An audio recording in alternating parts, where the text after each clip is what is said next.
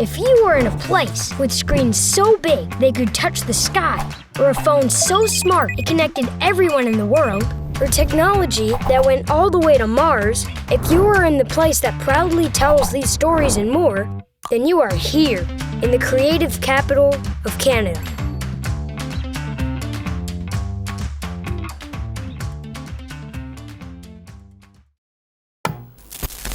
Now there's a new dimension in color television, Electrohome Blue Optic. 50 years ago, kids just like you had to watch their cartoons on a TV that looked like this. A huge wooden box that weighed over 100 pounds. And inside, a special kind of beauty. This was one of the very first color TVs made in the entire create history of Canada, and it was made right here in Waterloo region. But it almost never happened. In 1907, a man named Arthur Bell Pollock flipped a coin. Tails, he would move out west and work in real estate. Heads, he would stay in Kitchener and make what would become the Electrohome Company. Inspired to create something new that would bring entertainment into more living rooms, Electrohome shifted from making stereos to screens. Not only was the color television screen their most popular creation, but it led to making screens for lots of companies. Like the monitors NASA used to run their space missions? Or the ones in video games, like Pac-Man?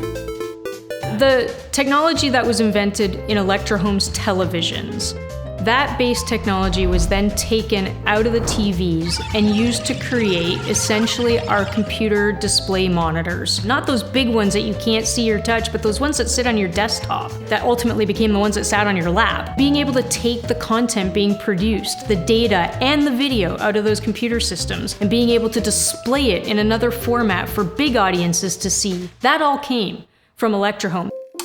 It wasn't long before screens started popping up everywhere. And I mean everywhere.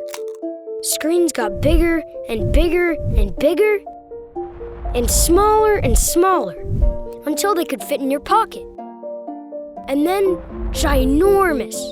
Like Electrohome, a group of friends from Galt Collegiate Institute in Waterloo region got the idea that the sight and sound experience could be even bigger and more exciting. When we started out with movies, think about movies, any kind of movie, it was 35 millimeter. It's about the size of a toonie. A film this size could not be projected onto big screens because it would be too fuzzy, kind of like watching a YouTube video with slow internet. So how do you get a bigger screen? You get a bigger film. 9 times bigger, in fact. That's a lot of money.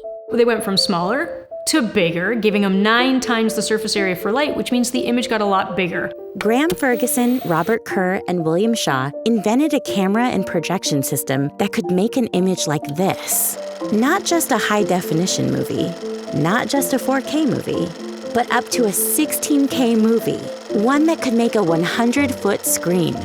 That's huge! They called their company the Multi-Screen Corporation, or today it's known as IMAX. Large format projection really changed entertainment, and you see it in places you would never imagine. They put IMAX in theme parks and even giant globes that make you feel like you're looking at the sky. Think about times where you may have seen big illuminated outdoor structures like the Eiffel Tower, Disney, the Universal Studios. Again, it all starts with Electrohome.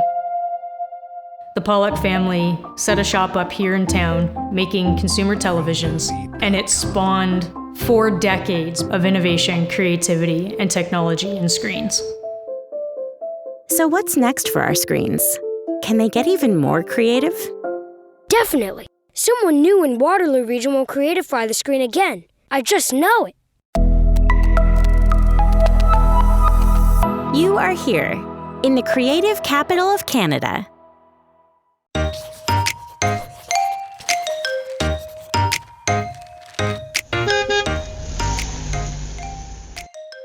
All right, creators, it's time to go to your creatories. Today we're going to create a screen and record something with it. Then we'll trade with a fellow creator and guess what they recorded on theirs.